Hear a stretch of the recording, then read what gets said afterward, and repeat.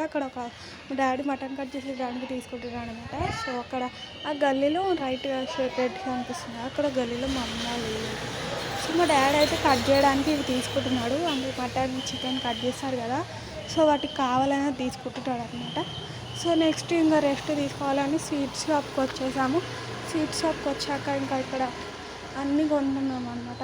Cool drink అవన్నీ కొన్నాక మళ్ళీ ప్రభాకర్ షాప్కి షిఫ్ట్ అయ్యాము.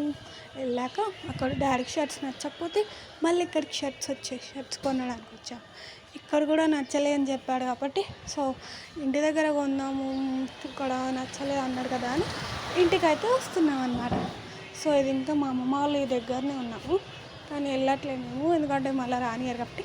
సో అక్క నేను డ్రెస్సెస్ కొన్నా అమీర్పేట వెళ్తున్నాము. సో మీకు తెలిసిందే కదా అమీర్పేట. సో అమీర్పేటలో కొంచెం 250 అంట డ్రెస్సెస్. మా అక్క నేను రెండు కొనుక్కున్నాం, మొత్తం 1000